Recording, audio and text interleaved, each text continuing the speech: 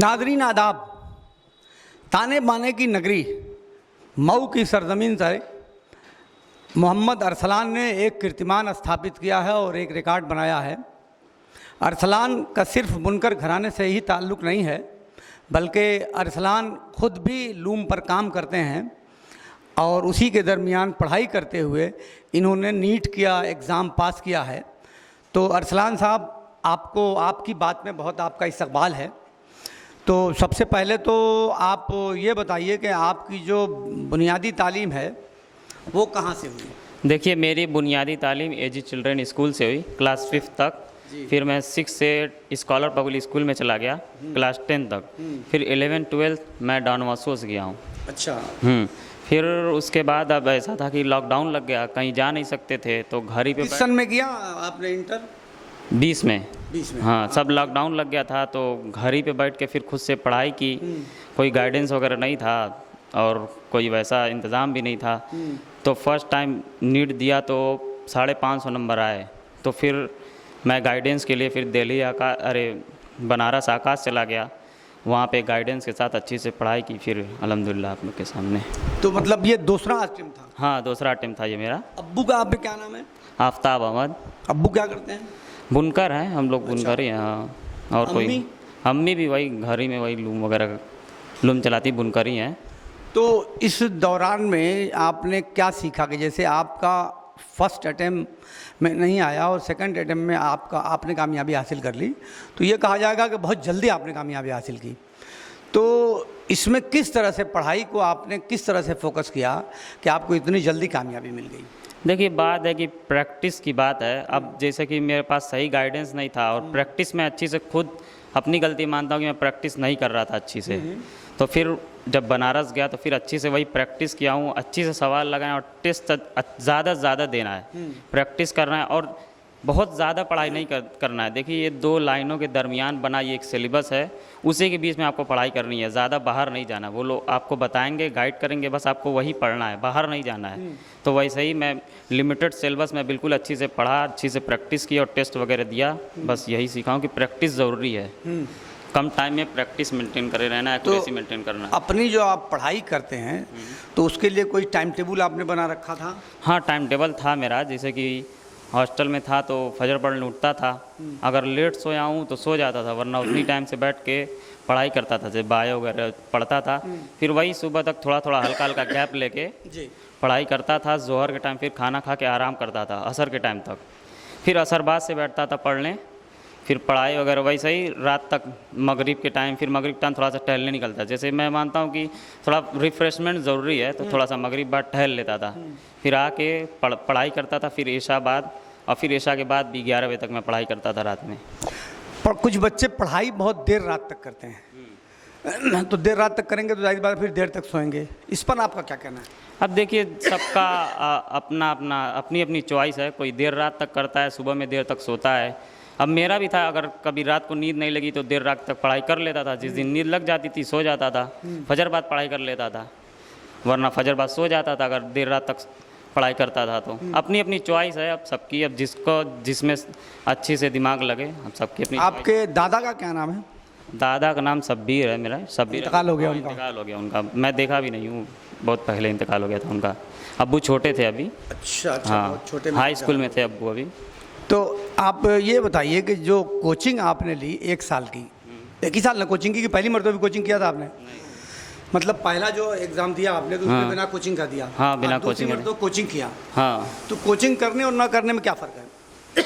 देखिए, गाइडेंस की बात है। कोचिंग जैसे कि गाइड करते हैं कोचिंग वाले। अब कोई भी कोचिंग चाहे ऑनलाइन ले ऑफलाइन ले, वो गाइड करते हैं। ऐसे कि हम लोग खुद से पढ़ाई करते हैं तो गाइड नहीं हो पाता है, ज़्यादा इधर उधर पढ़ाई करने लगते हैं।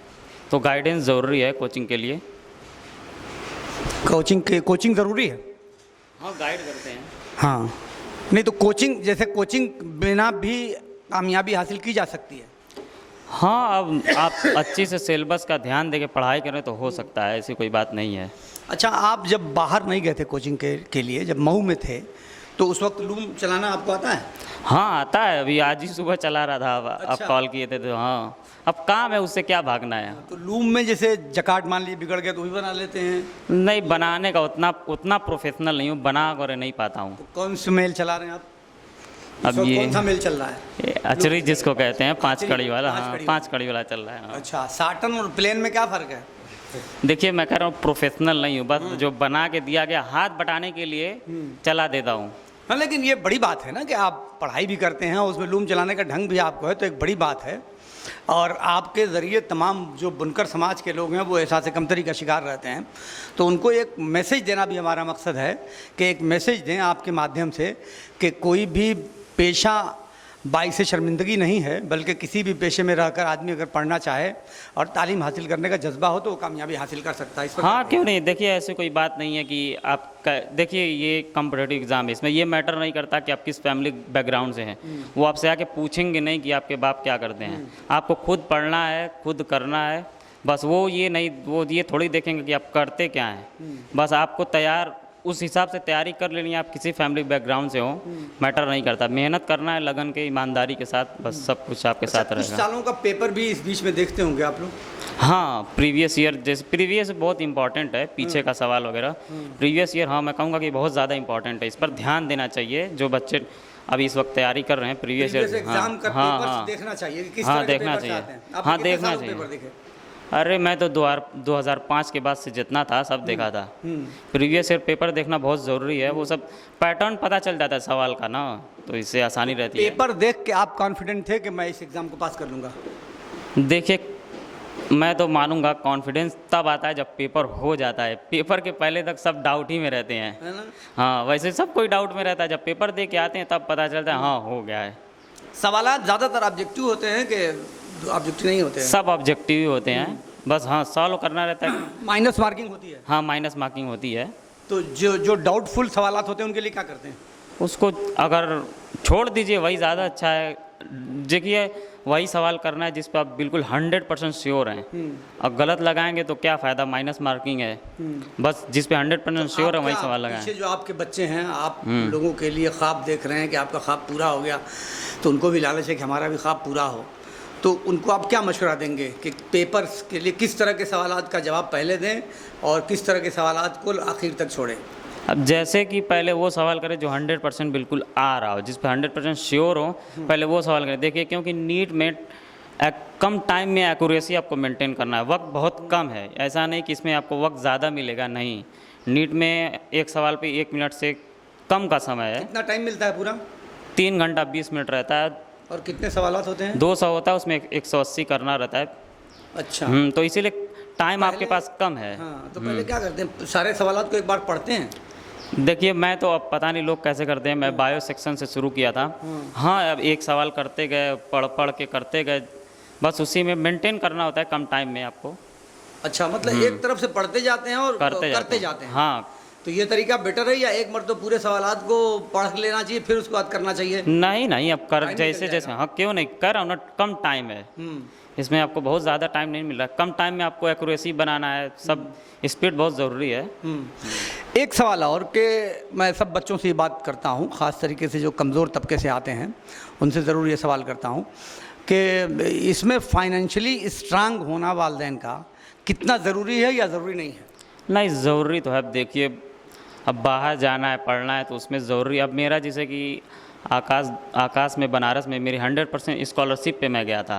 100% मेरी स्कॉलरशिप थी। तो स्कॉलरशिप आकाश वाले देते हैं या गवर्नमेंट देती है? नहीं, आकाश वाले से। जैसे पिछली बार मेरा बिना कोचिंग के 555 नंबर था, तो अब्बू बनारस गए थे किसी काम से, तो रिज़ल्ट दिखा दिए, तो लोग कह रहे हैं कि आप बस बच्चों के भेज दीजिए, हम लोग पढ़ा देंगे। तो बस रजिस्ट्रेशन का कुछ पैसा लगा था, बाकी सब 100% मेरी स्कॉलरशिप थी वहाँ पे। तो ऐसा भी है क्या कि जैसे वहाँ बगैर फीस के भी पढ़ाते हैं, उसके लिए क्या करना पड़ेगा? वो नंबर के बेसिस पे होता है, आपका पिछला रिजल्ट अच्छा रहेगा तो हो जाएगा। तो वो कितने बच्चों को वो देते हैं फ्री में एजुकेशन? देखिए अब जितना उनका क्राइटेरिया पार कर जाते हैं, उनका क्राइटेरिया, अब जितने बच्चे पार करें वो उतने की अगर आपको स्कॉलरशिप न मिलती तो कितना आपको पैसा जमा करना पड़ता? 1.5 लाख के करीब। और 1.5 लाख में कुछ भी नहीं लगा आपका? नहीं लगा है। तो उसका कोई मतलब नहीं है ना, मतलब ये 1.5 लाख जो था रजिस्ट्रेशन तब भी लगता। ये देखिए एक बात नई इसने बताई अरसलान ने कि आकाश कोचिंग में भी जो बच्चे अच्छा मार्क्स ले आते हैं तो उनको फ्री में कोचिंग दी जाती है। 1.5 लाख रुपए फीस है और वो पूरा फीस उनकी माफ़ कर दी जाती है और सिर्फ रजिस्ट्रेशन का चार्ज देना होता है। तो इसका मतलब ये हुआ कि कोई भी बच्चा अगर मेहनत से अपना एग्ज़ाम दे के इंटरमीडिएट पास करता है और फिर उसके बाद अगर वो कोचिंग करता है, अगर उसके मार्क्स अच्छे हैं तो उसको कोचिंग फ्री मिल सकती है। यानी जो एक कोचिंग नीट क्वालिफाई करने से पहले की जो समस्या थी वो समस्या का भी अगर आप मेहनत करें तो समाधान मुमकिन है।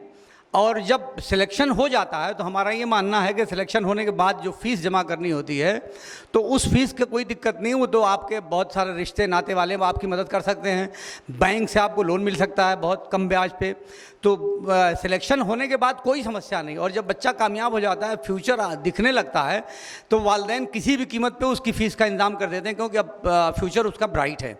तो किसी को भी मायूस होने की ज़रूरत नहीं है। एक बहुत अच्छी बात अरसलान ने बताई है। अरसलान, और कोई ऐसी बात जो आप बताना चाहते हो, कहना चाहते हो इसमें, तो आप बताइए।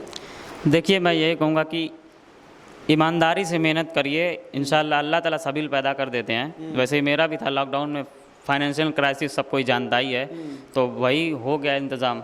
बस भरोसा था, मेहनत किया और अल्लाह ताला इंतज़ाम कर दिए। वैसे ही हो जाता है। स्कॉलरशिप वगैरह हर जगह इंतज़ाम होता है, बस थोड़ा लोग उतना जानते नहीं है ना। हाँ, बस यही है कि उतना जानते नहीं, अगर जानेंगे तो फ़ायदा होगा। और अच्छा, माँ बाप अगर बहुत तालीम याफ्ता नहीं हैं तो माँ बाप का क्या रोल होना चाहिए? देखिए, मेरे में तो 100% माँ बाप का ही रोल है, क्योंकि ऐसे अब ये लोग भी उतना ज़्यादा पढ़े नहीं है, लेकिन शौक़ था बचपन से। तो शाम में बाहर जाने के बजाय अब्बू या अम्मी दोनों बैठ के, हमको याद है कि डिक्शनरी से हमको देख के पढ़ाते थे, क्योंकि इंग्लिश इन लोग को नहीं आती थी। हम बचपन से इंग्लिश मीडियम स्कूल में पढ़े हैं, तो अम्मी अब्बू हमको डिक्शनरीज पढ़ाए, हमको याद है, लेकिन पढ़ाए वही है। हाँ, यानी माँ बाप अगर बहुत तालीम याफ्ता नहीं है तो भी बच्चों के साथ बैठना चाहिए। हाँ, बैठना चाहिए। देखिए, वही कह रहा हूँ, गार्जियनशिप होनी चाहिए, गाइडेंस होना चाहिए। अब पहले गाइड करने वाले तो माँ ही बाप होंगे ना, फिर बाद में कोई और बड़े होंगे तो देखेगा। पहले तो माँ बाप ही देखते हैं। कितने भाई बहन हैं?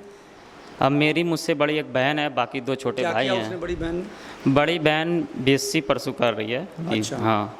और बाकी छोटे भाई क्या कर रहे हैं? बाकी मुझसे एक छोटा, वो 12th में है। अच्छा, और क्या नाम है? मोहम्मद शहबान नाम है। और एक बिल्कुल छोटा मोहम्मद अरमगान, वो अभी क्लास 3rd में है। अच्छा अच्छा। ये आप सुन रहे थे अरसलान को। अरसलान ने बहुत ही काबिलियत के साथ सभी सवालों का जवाब दिया है और स्कॉलरशिप से मुताल्लिक एक नई बात बताई है जो शायद सारे लोग नहीं जानते हैं। देखिए, गवर्नमेंट का जो पैसा हो या किसी भी इंस्टीट्यूशन का जो पैसा हो तो उसको लेने में किसी को भी कोताही नहीं बरतनी चाहिए, क्योंकि वो आपका हक है। गवर्नमेंट भी तरह तरह के उसमें स्कॉलरशिप देती है। जैसे इनके एडमिशन होने के बाद अब मेरिट कम मीन्स के नाम से एक स्कॉलरशिप आती है, जो जब इनका एडमिशन हो जाएगा तो वो स्कॉलरशिप इनको मिलेगी। और किसी भी बच्चे को जो आगे पढ़ाई करना चाहता है, अगर किसी भी एग्ज़ाम को क्वालिफाई करता है, टेस्ट को, तो भारत सरकार की तरफ से भी स्कॉलरशिप का इंतज़ाम है और उत्तर प्रदेश सरकार की तरफ से स्कॉलरशिप का नज़्म है। और अभी बताया इन्होंने कि जो कोचिंग इंस्टीट्यूशन हैं, तो कोचिंग इंस्टीट्यूशन भी अगर आपके मार्क्स अच्छे हैं तो वो भी स्कॉलरशिप के रूप में मदद करते हैं। तो मैं समझता हूँ कि आने वाले दिनों में अरसलान का फ्यूचर बहुत ही ब्राइट होगा।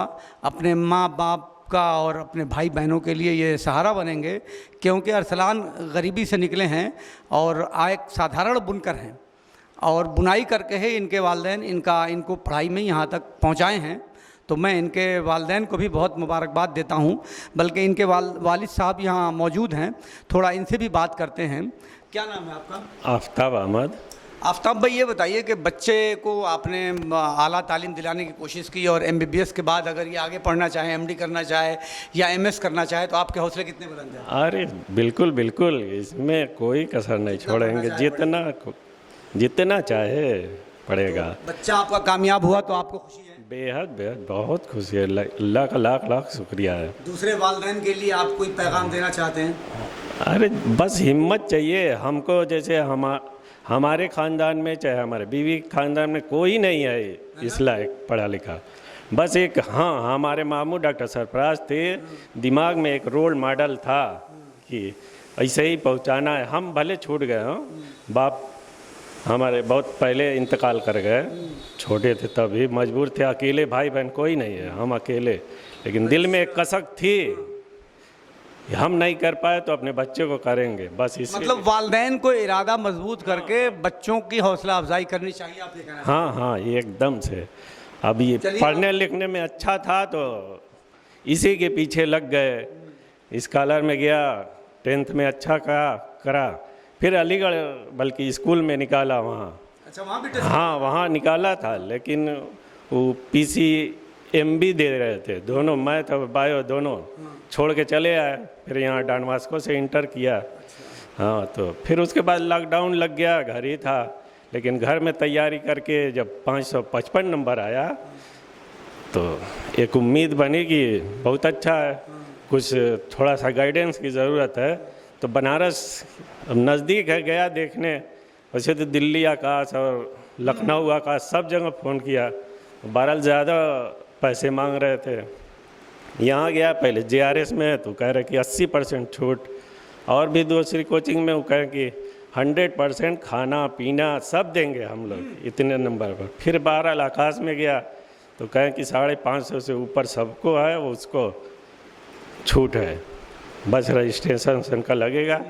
तो वहाँ का रिज़ल्ट देखा, पिछली बार बहुत अच्छा था, वहीं डाल दिया। तो आपने देखा कि ऐसे बच्चे भी हैं कि अगर वहाँ से स्कॉलरशिप न मिले तो शायद वो अपनी तमाम सलाहियतों के बावजूद भी अपनी पढ़ाई को आगे नहीं बढ़ा सकते हैं। तो ये ज़रूरी है कि तमाम बच्चों के लिए अरसलान का ये पैगाम है कि तमाम बच्चों को ये चाहिए कि जो भी मराहत जिस भी इंस्टीट्यूशन से मिल रही हैं उन सारी मराहत को लेना चाहिए। आपकी बात से मैं अरशद जमाल।